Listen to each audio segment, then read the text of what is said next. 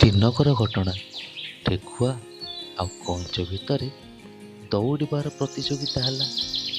ହେଲେ କ'ଣ ହେଇଛି, ଠେକୁଆ ମନେ ମନେ ଭାବୁଥାଏ, ଆରେ ଆରେ ଆରେ କଇଁଚ କ'ଣ ମୋଠୁ ଜିତିଯିବ?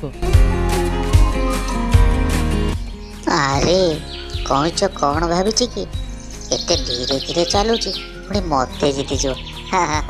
ଜାଣିପାରୁନି କିଛି।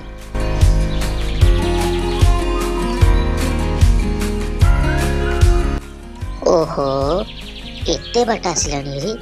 ଯାଉଛି ଟିକେ ଗଛ ମୂଳରେ ଟିକେ ବିଶ୍ରାମ ନେଇଯିବି। କଇଁଚ ତ ଆସୁଛି, ଧୀରେ ଧୀରେ ଆସୁ ମ।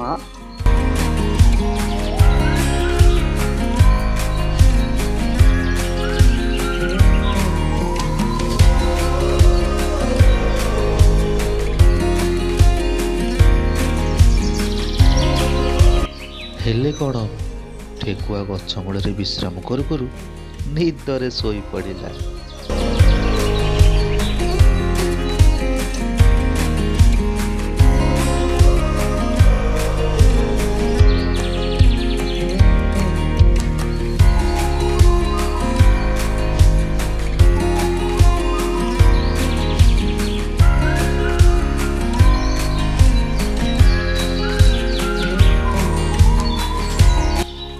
କିଛି ସମୟ ଗଲା, ଟିକେ ଦେଖେ ତ କଇଁଚ ନାହିଁ। ଠେକୁଆ ମନେ ମନେ ରାଗିଯାଇ ଦୌଡ଼ିବାକୁ ପୁଣି ଲାଗିଲା।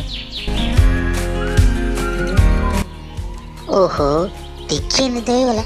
କଇଁଚ କୁଆଡ଼େ ପଳେଇଲାଣି? ହେ ଭଗବାନ, ଦେଖେ କୁଆଡ଼େ ଗଲା ସେ।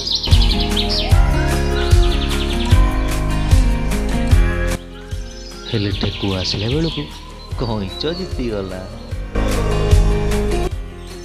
ଆରେ ମୁଁ ଏତେ ଜୋରରେ ଦୌଡ଼ି ମଧ୍ୟ କଇଁଚଠୁ ହାରିଗଲି। କାହିଁକି ମୁଁ ସେଠି ଶୋଉଥିଲି।